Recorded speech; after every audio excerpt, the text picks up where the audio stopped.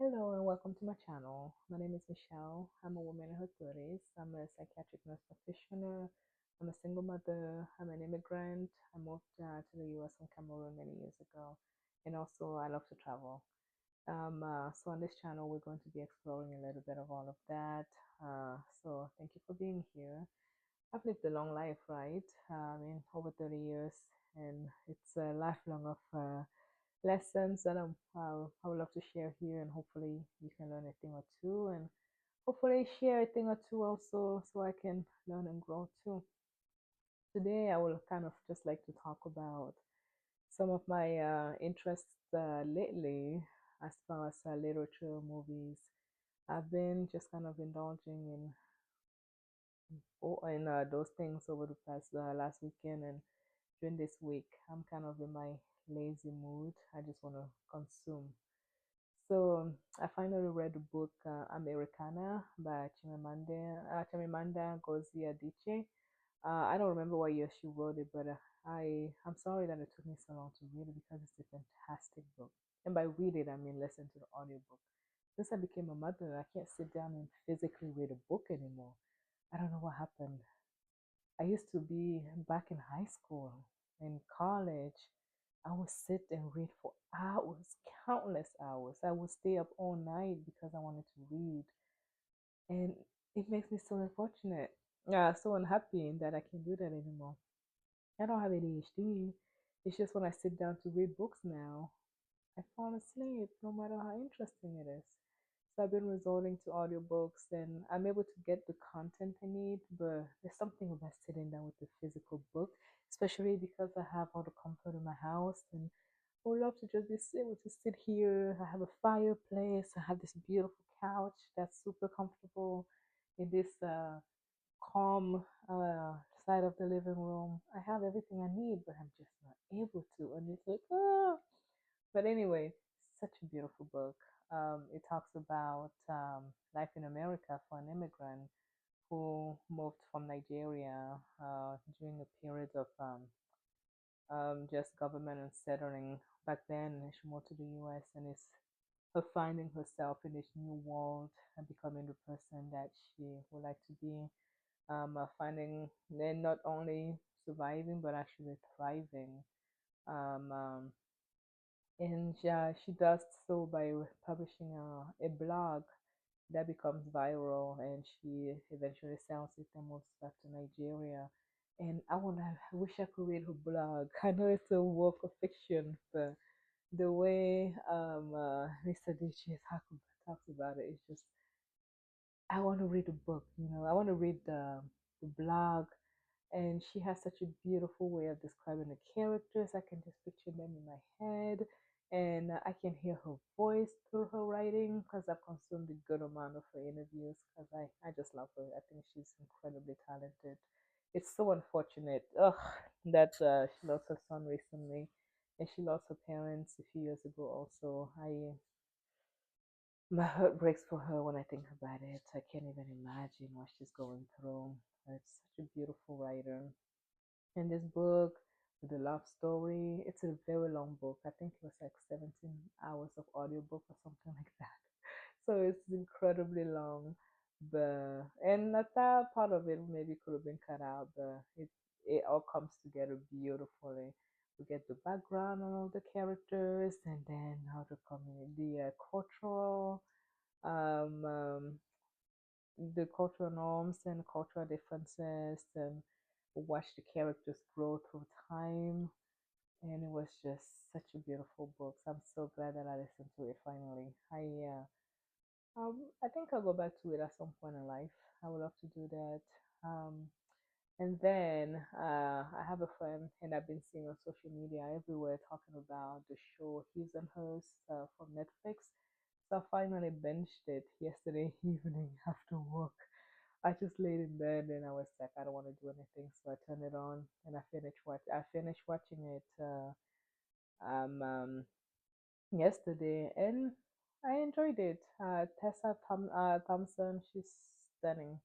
I love her in everything that I've seen her in. She's such a beautiful actress, and everybody else did an amazing job. I do enjoy psychological thrillers, but I have a difficult time sitting through them normally. I remember seeing it on Netflix many weeks ago, and I always read the synopsis, and I was like, whatever. And then I kept seeing people talking about it on social media, and then I have a friend who's recommended it a few times. So finally, I was like, let me watch it. And I'm glad I did. I'm glad I did. But part of the reason I think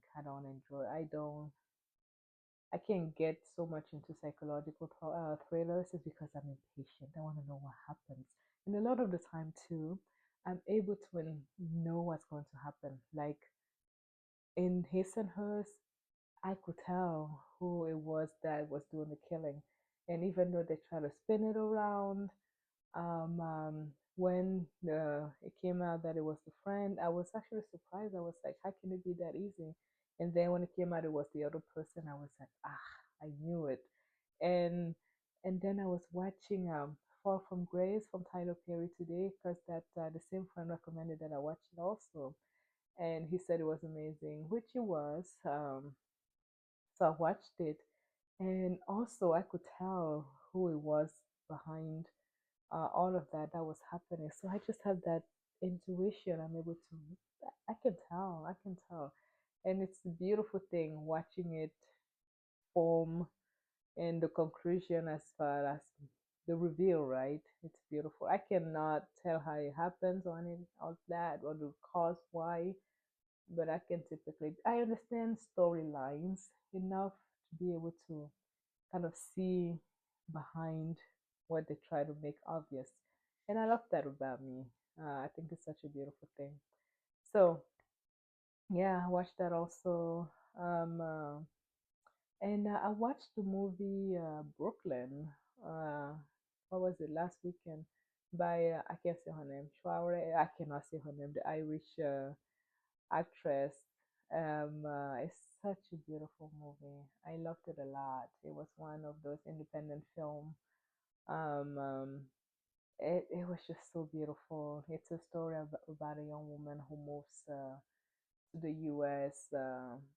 From Ireland to settle in Brooklyn. I think in like the maybe the nine early 1900 or something like maybe I don't know. Anyway, back then when a lot of Irish people were moving to the U.S. and it's a story about how she finds her way, her adaptation, right, into the U.S. system, the loneliness that comes with it, realizing that there's some people that she'll never see again because unfortunately people die, um, um, missing home, just being incredibly homesick, and then the process of finding herself in Brooklyn, falling in love in Brooklyn, and building this new life that she's incredibly proud of.